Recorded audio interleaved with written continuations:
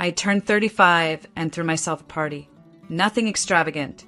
Just a backyard setup with string lights, homemade food, a Spotify playlist I spent 2 hours curating. I even baked the cake myself. Chocolate with raspberry buttercream. My favorite. I sent invites 3 weeks in advance. Mom said she'd check her schedule. Ava, my sister, left it on read.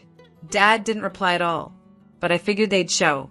I was always the one who remembered their birthdays, who sent flowers, who booked restaurants and wrote heartfelt cards. Surely they'd come.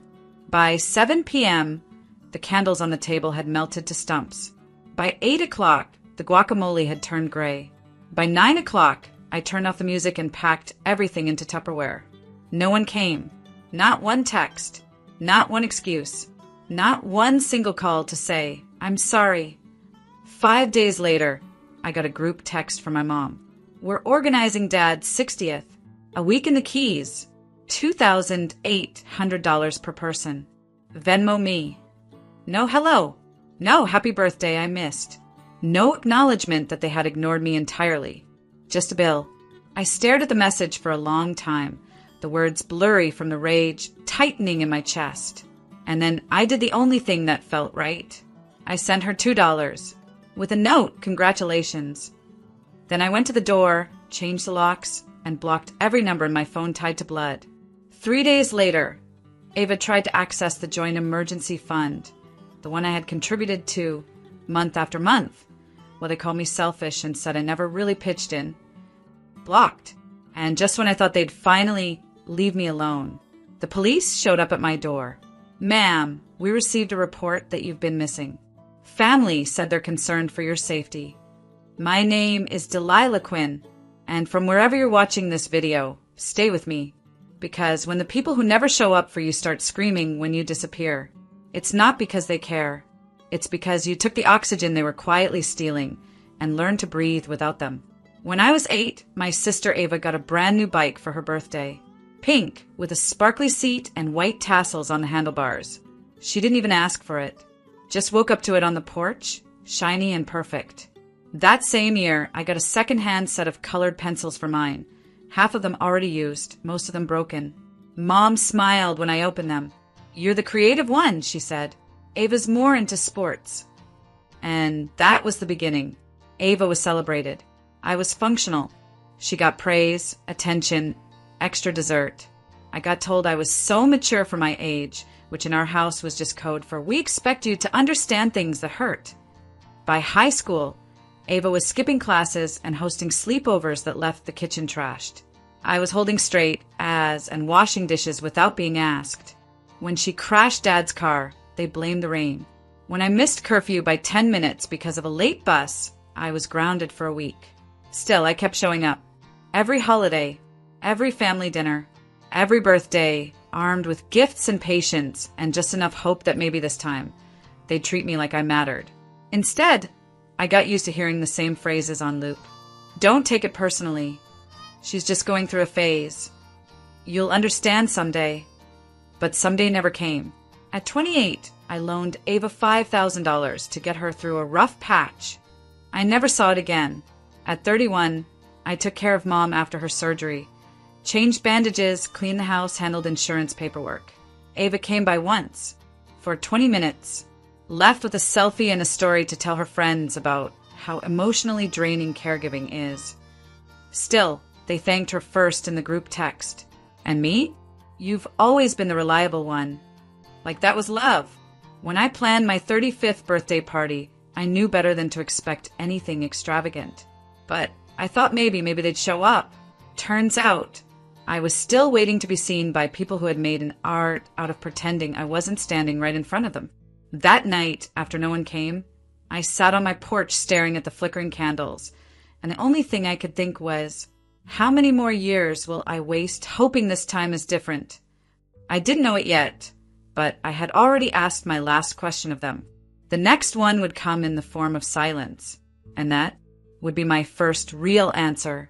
The day after I sent my mom $2 with the message, congratulations, I sat on my living room floor and opened every single drawer they'd ever had a key to, metaphorically and literally. The front door? Lock changed. The spare key I'd hidden under the flower pot for emergencies? Tossed. The shared streaming account that they used but never contributed to? Cancelled. The family group chat that only pinged me when someone needed help moving, borrowing money, or crying about their drama? I left it without a word. I went down the list and blocked every single number tied to my bloodline. Not out of anger. Out of clarity. It wasn't about deleting people. It was about removing access to me. My peace, my time, my energy. Things they had taken freely without ever asking if I had enough for myself. That day, I opened my freezer and stared at the leftover birthday cake I had wrapped in foil. Still untouched. I took a bite. Cold. Sweet. Dense with sugar and a quiet kind of grief. Then I threw it in the trash. There was no ceremony. No sad music playing in the background. Just the sound of a plastic lid closing. Final. After that, I logged into the joint emergency savings account. The one they'd all agreed was for family stuff, but which in reality meant I deposited $250 every month while Ava pulled money out for spontaneous spa trips and Dad used it to pay for his fantasy football bets. I had funded 90% of it. I froze it. I didn't drain it. I didn't steal. I just made it so no one could touch it, not without me present. 3 days later, Ava tried to withdraw $800. Declined. That was when the text started. First from her. Hey, I think something's wrong with the bank. Then from Mom. Did you change something with the joint account? Then again from Ava, this time more direct. Why are you being petty? It's not that deep. I stared at that last message for a long time. Not that deep? They hadn't shown up to my birthday. Hadn't texted, called, or acknowledged me. Had sent me a bill instead of sorry. But I was the petty one. I didn't reply. That was the day I turned my phone off for good. I told my clients they could reach me by email only. I logged out of social media. Deleted my photos from our shared iCloud folder. I didn't owe anyone an explanation. Because the truth was I hadn't disappeared. I just finally stopped giving them a front row seat to the life they never clapped for. And that silence, it wasn't passive. It was power. Ava tried calling 6 times in one day. I didn't answer.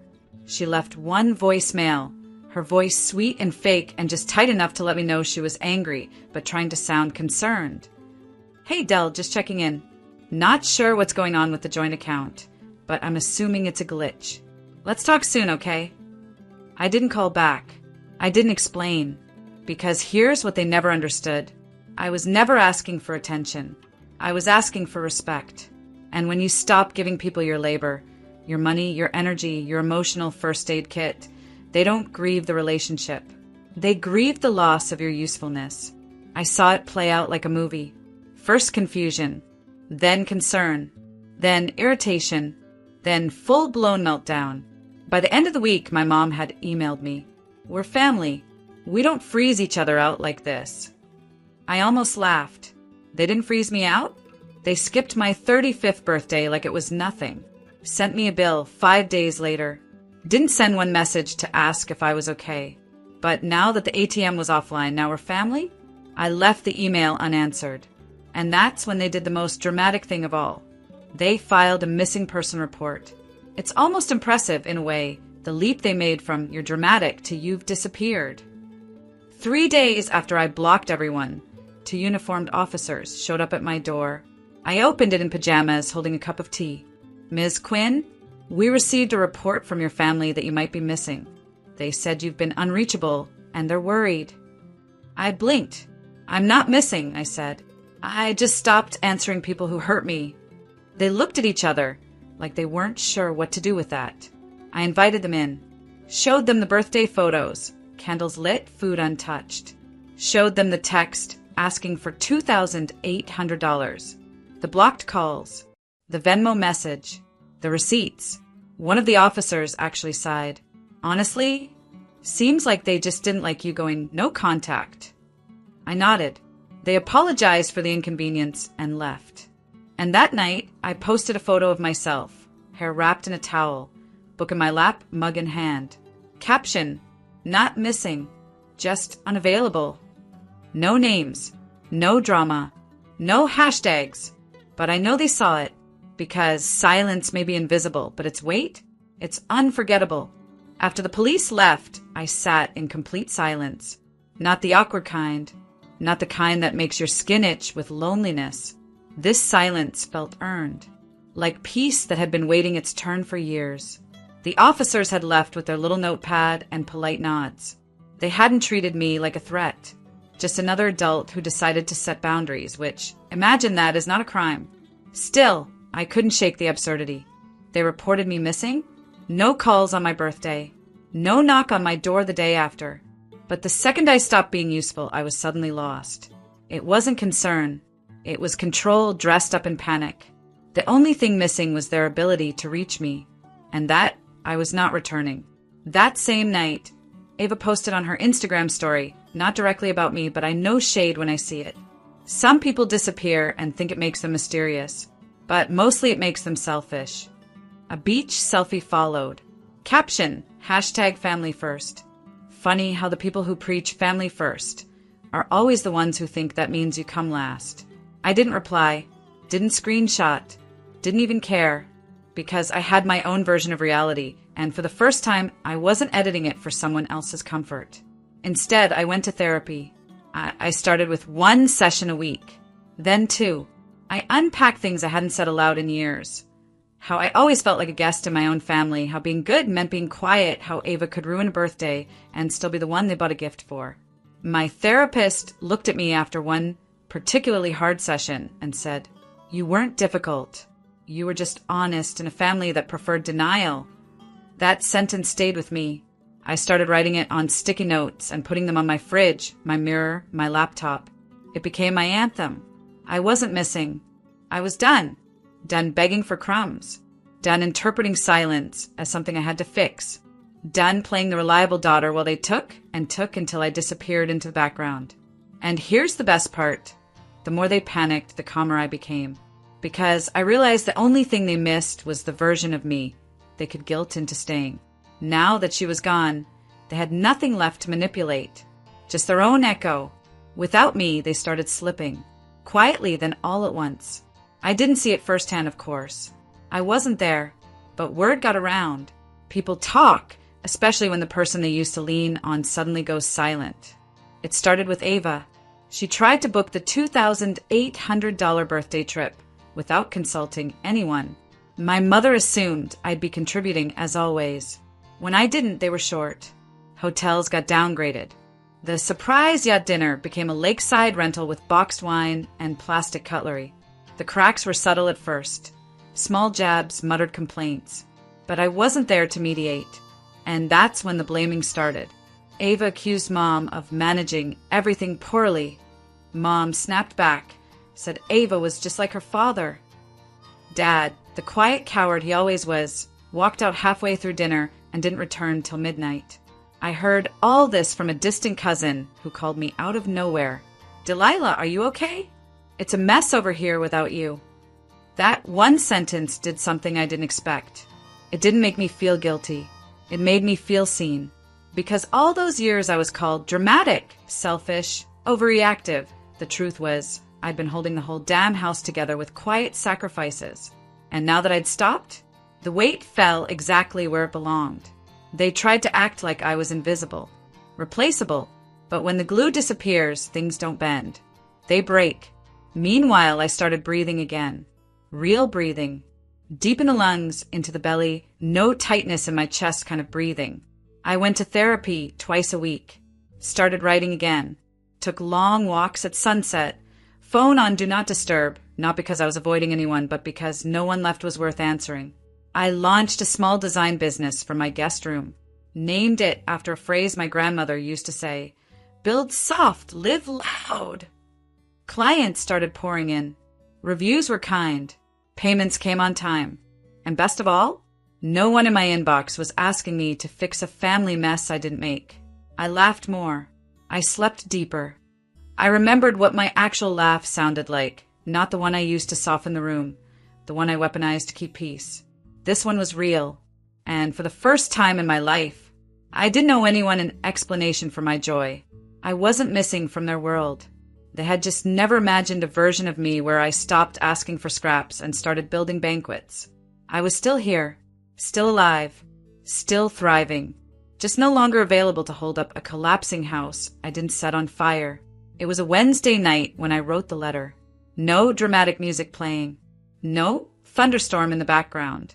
Just me, barefoot in sweatpants, glass of wine on the table, and an ache in my chest I hadn't fully named yet. I didn't plan to write it. It just came out like a purge, like something waiting behind my ribs for too long. The first line was simple. This is everything I never said out loud. Then came the flood. I wrote about the birthday party no one showed up for, about sitting at that table alone while the candles burned down and the cake went untouched, about waiting, still waiting for someone to text, "I'm sorry." I wrote about Ava, how I used to envy her, not for the attention, but for how easily love was given to her, how she never had to ask for softness, how even when she hurt people, someone swept in to protect her. Meanwhile, I was the one sweeping. I wrote about my mom, how her silence always cut louder than words, how her coldness trained me to think that withholding affection was normal, that love had to be earned by being useful. I wrote about my dad, how he watched all of it and said nothing, and how silence from a father feels like being erased in slow motion. And then I wrote about myself, the version of me they thought they knew, the strong one, the quiet one, the one who never needed anything, the one who handled it. And how all that strength they praised, it was survival, not choice. I told them I forgave them, but not for them, for me.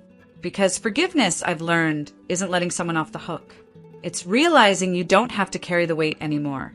When I finished, the letter was 5 pages long, my handwriting a little shaky, the ink smudged in a few places.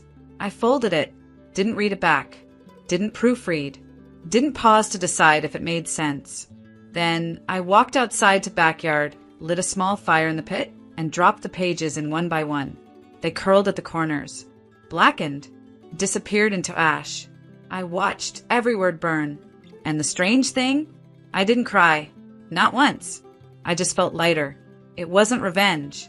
It wasn't closure in the dramatic, shouted in their face kind of way. It was release. The kind of peace that only comes when you stop trying to get people to understand you, and instead, understand yourself. I finished my wine in silence, went back inside, brushed my teeth, slept with no dreams. That letter? They never got it, and they never needed to, because it wasn't for them. It was for the girl inside me who sat through 100 dinners where no one looked her in the eye. The girl who spent years wondering, what did I do wrong? The girl who finally knew. She wasn't broken. She was just surrounded by people who benefited from her silence, until she stopped being quiet. The morning of my 36th birthday, I woke up to the smell of cinnamon and coffee. Sunlight poured through the sheer curtains, warm and gold. In the kitchen, laughter bounced off the walls. My best friend, Mariah, was humming some old Whitney Houston track while making French toast. There were tulips in a vase I didn't remember placing there. It was soft, quiet, real, and it was mine, not a grand hotel, not a $2,800 island trip with fake smiles and matching polo shirts. Just joy that didn't need a price tag. At the table were people who showed up, not for optics, not for obligation, but because they loved me in the steady, sacred way I used to beg for from my family. Mariah, my coworker Jenna, and her wife. Isaac, my neighbor, who brought a bottle of wine and a loaf of banana bread with happy birthday carved into the top in chocolate chips. We ate, passed plates, made dumb jokes, and nobody checked their phone mid-conversation. At one point, someone said, "Delilah, you've got the calmest energy I've ever felt." And I smiled, because calm didn't used to be my story. I used to be tension wrapped in skin. The fixer, the good daughter, the second option. I used to wake up every birthday, wondering if they'd remember. If maybe this year, the cake wouldn't feel like an apology for something I didn't do. Now, I didn't wonder anymore, because I wasn't waiting for anyone to see me. I saw myself. After brunch, I curled up by the window with my journal. Not to vent, not to explain, just to remember. I wrote one sentence at the top of the page. They thought I disappeared. But really, I just stopped showing up for people who never showed up for me. That wasn't bitterness. It wasn't even sadness. It was truth. And truth is heavier than grief. But it holds you more honestly. They had told the world I was missing, painted me as unwell, unstable, distant. But I wasn't missing. I was unavailable to manipulation, to guilt, to being used up like a spare battery in the junk drawer. What they missed wasn't me. It was the version of me that absorbed their chaos, paid the bills they forgot, showed up to parties I wasn't invited to, and clapped for people who never clapped back. They missed their free labor. They missed their scapegoat. They missed the glue. But me? I didn't miss them. Because what I've learned is that peace isn't something you earn by being small enough to fit into other people's comfort zones. Peace is something you claim and protect and build walls around when necessary. That night, I lit one candle for myself. No cake, no singing, just me on my balcony under the stars, wrapped in a blanket of my own making. And as I watched the flame flicker, I whispered to no one, "Happy birthday, Delilah. You made it. Not just to 36, but to the other side,